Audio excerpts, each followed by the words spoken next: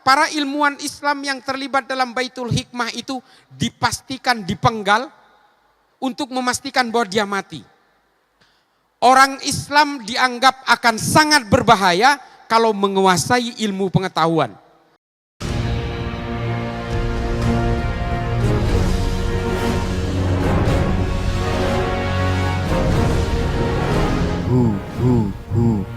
Allah. Persoalan-persoalan politik di dalam Islam kemudian berusaha diredam ketika masa peralihan dari Bani Umayyah. Ini soal sejarah politik. Soal sejarah politik. Ini yang harus diketahui ya.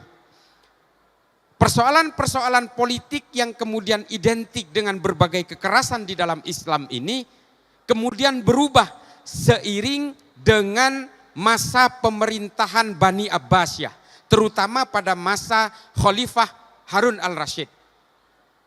Harun al-Rasyid kemudian berusaha mengubah stigma Islam dari berbagai pertengkaran dan konflik politik di dalam dunia politik Islam di Timur Tengah, kemudian berusaha diredam dengan berbagai gerakan-gerakan ilmu pengetahuan.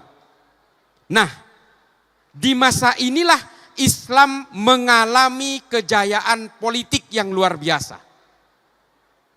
Dan ini kemudian dilakukan oleh kekuasaan Bani Umayyah di Eropa.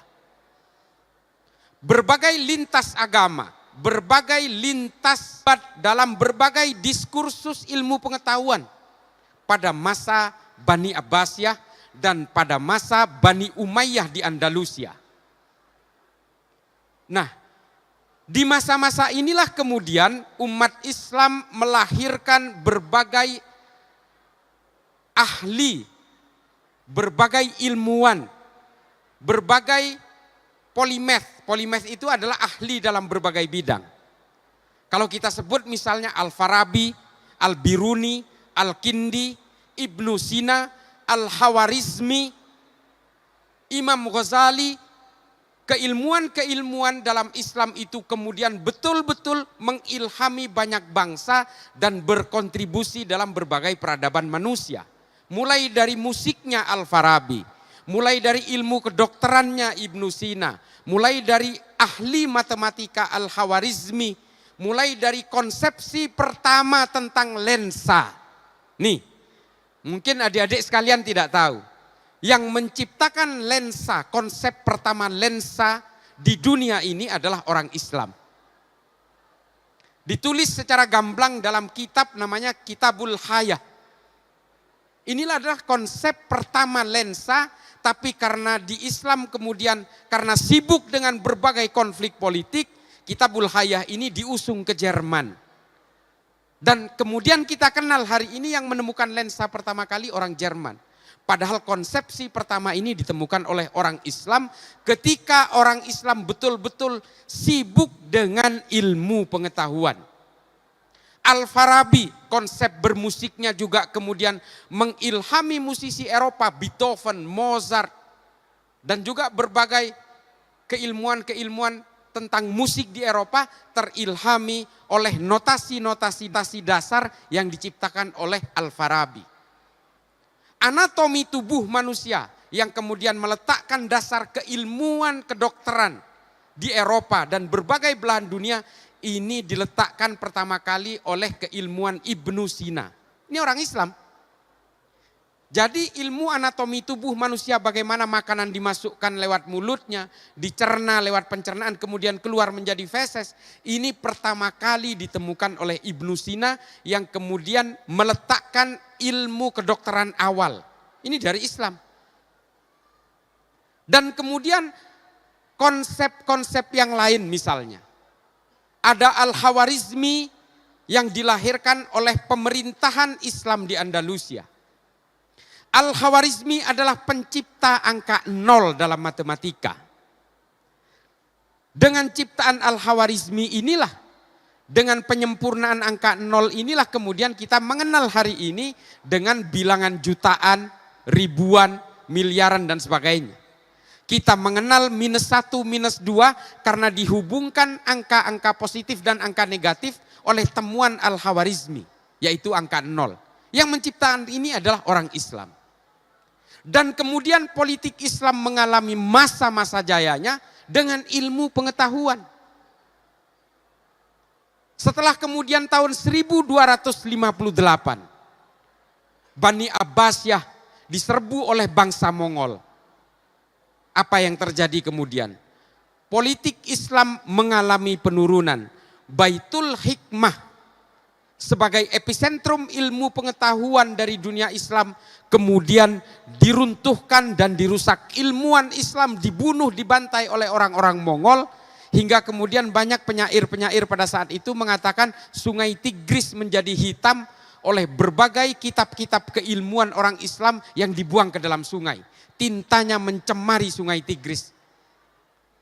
Dan kemudian sungai Tigris menjadi merah oleh darahnya para ilmuwan Islam yang dibantai oleh bangsa Mongol. Ada salah satu jurnal yang tersisa dari kejadian masa itu, namanya Akhbari Moghulan. Ini ditemukan di pegunungan Kaukasus yang kemudian kita ketahui hari ini berbagai ilmuwan-ilmuwan Islam itu harus dibunuh, dibantai karena ternyata menjayakan Islam. Para ilmuwan Islam yang terlibat dalam Baitul Hikmah itu dipastikan dipenggal untuk memastikan bahwa dia mati.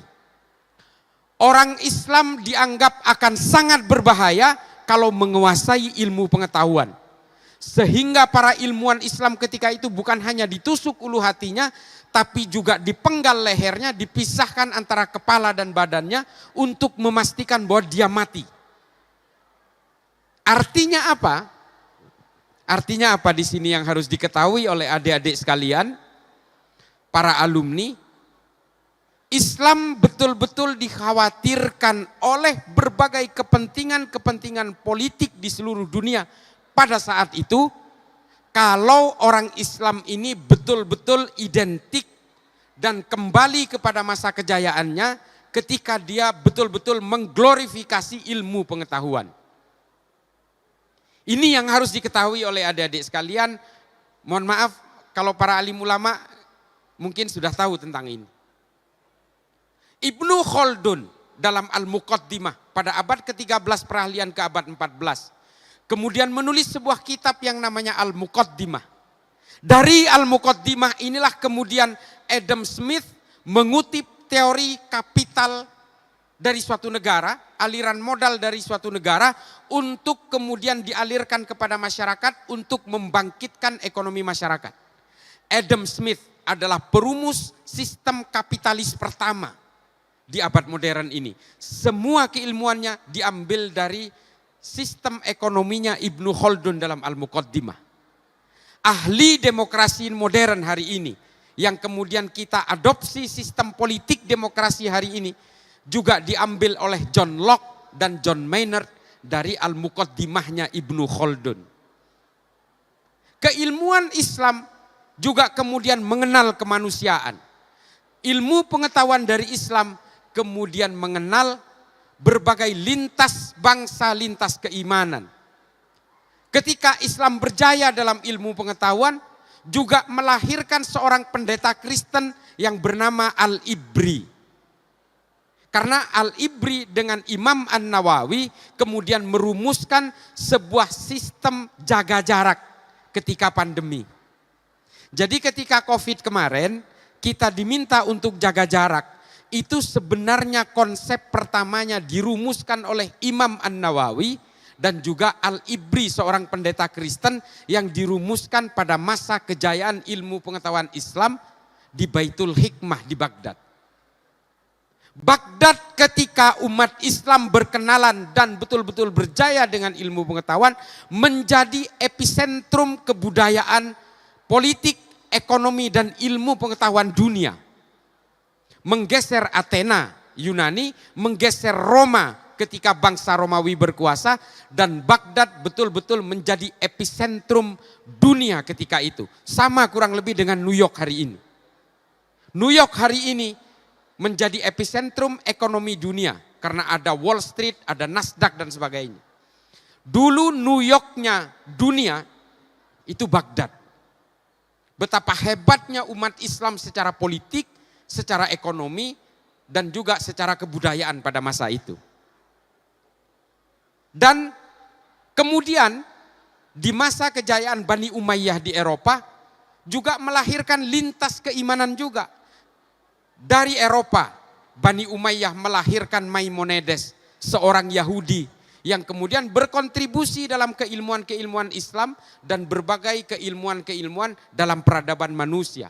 Melahirkan Al-Khawarizmi dari pemerintahan Islam di Andalusia.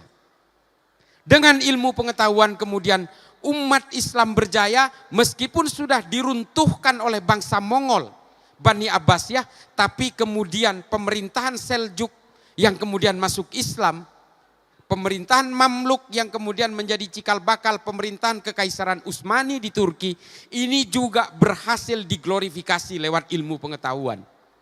Dengan ilmu pengetahuan, politik Islam kemudian berjaya sejaya-jayanya. Lalu di mana berubahnya? Berubahnya politik Islam itu ketika pemahaman-pemahaman ini dipelintir paksa demi kebangkitan politik keluarga Ibnu Saud di Saudi Arabia. Berubahnya di situ. Yang kemudian kita kenal dengan ajaran-ajaran Salafi Wahabi hari ini. Islam kemudian identik dengan berbagai kekerasan. Dan kemudian berbagai fikih-fikih dibuat untuk supaya mendukung kekuatan politik keluarga Ibnu Saud. Ajaran-ajaran dari Ibnu Taimiyah dalam kitab Majmu' al-Fatawa dengan konsep al-wala' wal-bara' kemudian dimodifikasi sedemikian rupa oleh Muhammad bin Abdul Wahab untuk dilaksanakan di Saudi demi konsumsi politiknya keluarga Ibnu Saud. Ini kan memang menjadi perdebatan kemudian. Apakah al-wala' wal-bara'nya versinya Ibnu Taimiyah dan al-wala' wal-bara'nya versi dari Muhammad bin Abdul Wahab ini berbeda? Saya pastikan berbeda. Ibnu Taimiyah menulis Majmu' al-Fatawa untuk membangkitkan gerakan politik Islam di abad pertengahan setelah terpuruknya Bani Abbasiyah karena diserbu oleh bangsa Mongol. Dan Ibnu Taimiyah hidup pada masa perang salib, perang antara orang Eropa dan orang Timur Tengah untuk merebut Yerusalem, Baitul Maqdis. Disitulah kemudian Ibnu Taimiyah membuat rumusan al-wala' wal-bara', membangun monoloyalitas dan membangun permusuhan dengan orang yang berbeda keimanan. Ini ditulis oleh Ibnu Taimiyah dalam Majmu' al-Fatawa. Tapi yang menjadi masalah kemudian adalah ketika Muhammad bin Abdul Wahab membuat rumusan ini untuk diterapkan di Saudi Arabia, di mana semua orang Saudi Arabia ketika itu satu keimanan. Lalu kemudian dirubah oleh Ibnu Taimiyah. Bahwa meskipun dalam satu keimanan kita harus bermusuhan meskipun dalam perbedaan orientasi politik. Dimodifikasi sedikit oleh Muhammad bin Abdul Wahab. Konsep al-wala' wal-bara' yang pada masa Ibnu Taimiyah permusuhan itu diwujudkan dalam perbedaan keimanan oleh Muhammad bin Abdul Wahab, permusuhan itu juga harus dibangun meskipun dalam satu keimanan, tapi berbeda orientasi politik. Mengapa dimodifikasi sedemikian rupa? Karena musuhnya keluarga Ibnu Saud itu adalah seorang zuriyah Nabi. Bernama keluarga Ibnu Rashidin. Repot memecah belahnya. Sehingga kemudian meskipun sama-sama Islam, tapi beda dukungan politik, maka kita juga harus bermusuhan. Konsep al-wala' wal-bara' itu melencengnya di sini. Itulah mengapa kemudian gerakan-gerakan Wahabisme internasional ini kemudian tidak peduli meskipun sesama orang Islam tapi orientasi politiknya berbeda, maka juga harus dikafir-kafirkan. Harus dimusuhi, harus dimusnahkan, harus dibinasakan. Apalagi orang yang berbeda keimanan. Gerakan-gerakan Wahabi inilah kemudian yang melahirkan berbagai gerakan-gerakan brutal atas nama agama Islam. Perang di Arab Saudi antara keluarga Ibnu Saud dan keluarga Ibnu Rashidin membunuh 13.000 orang Islam di Arab Saudi. Tadinya sama, makanya ulama-ulama kita termasuk Mbah Khalil, Mbah Hashim Asy'ari, dan juga kakek saya ketika mondok di Mekah itu masih aman-aman saja. Ketika munculnya Muhammad bin Abdul Wahab dari Najd pada tahun 1937, di sini keluar masalah. Muncullah ajaran-ajaran Wahabi yang memelintir ajaran-ajaran Majmu' al-Fatawanya Ibnu Taimiyah. Sehingga apa? Mereka mengharamkan maulidan, mereka mengharamkan ziarah kubur, mereka mengharamkan tahlilan, mereka mengharamkan haul, mengharamkan musik, dan berbagai ajaran-ajaran yang kita dengar hari ini dari kelompok-kelompok Salafi Wahabi. Mengapa mereka mengharamkan maulidan? Saya mau tanya, ada yang tahu alasannya? Alasannya kan cuma bid'ah. Padahal tujuan aslinya adalah supaya orang Saudi ketika itu tidak punya idola lain selain keluarga Ibnu Saud. Mereka berusaha memutus mitos politik, mitos budaya, dan juga mitos-mitos ajaran dari orang-orang sebelumnya. Jadi kalau hari ini mereka mengatakan ajaran mereka berdasarkan berbagai ajaran salafus soleh, ini sebenarnya salafus solehnya mereka. Dan mereka mengapa mengharamkan ziarah kubur? Karena mereka maunya orang Saudi betul-betul putus dengan berbagai kelompok-kelompok masa lalunya. Mengapa mereka mengharamkan tawassul kepada para wali dan para ulama? Karena mereka tidak mau ada ajaran-ajaran yang ngerecokin ajaran mereka. Mereka ingin memutus tali psikologis antara orang Saudi dengan para ulama dan juga para wali. Sehingga mereka juga memutus tawassulnya. Itu maksud mereka. Dan mengapa mereka mengharamkan kebudayaan-kebudayaan baru? Mereka mengharamkan musik. Karena lewat musiklah orang Saudi berkerumun, berkumpul, sehingga mereka takut perkumpulan-perkumpulan budaya dan musik ini dijadikan sebagai epicentrum perlawanan terhadap politiknya keluarga Ibnu Saud. Mereka sangat anti dan sangat menghindari berbagai jamiah-jamiah, perkumpulan-perkumpulan seperti ini. Mereka sangat takutkan. Karena apa? Karena takut menjadi epicentrum perlawanan terhadap gerakan-gerakan politik keluarga Ibnu Saud ketika keluarga Ibnu Saud ingin menguasai Saudi dan memutus tali politiknya dengan Kekaisaran Utsmani. Jadi adik-adikku, Bapak Ibu sekalian, para asatidz, apa yang dilakukan oleh keluarga Ibnu Saud berkolaborasi dengan Muhammad bin Abdul Wahab ini, fikih-fikih yang dikeluarkan itu sebenarnya dipesan untuk kekuatan politik keluarga Ibnu Saud. Sama dengan Soeharto ketika Soeharto berkuasa di sini. Sama. Ketika ada perlawanan dari masyarakat, Soeharto membuat undang-undang. Membuat undang-undang subversif, otsus, kopkamtib dan sebagainya. Sama. Karena ingin menghantam kekuatan-kekuatan politik yang menjadi ancaman bagi kekuatan Pak Harto ketika itu. Kan semuanya sama sebenarnya. Cuma Pak Harto bedanya adalah membuat aturan-aturan atas nama negara, tapi Muhammad bin Abdul Wahab demi kekuatan politiknya Ibnu Saud membuat aturan-aturan atas nama agama.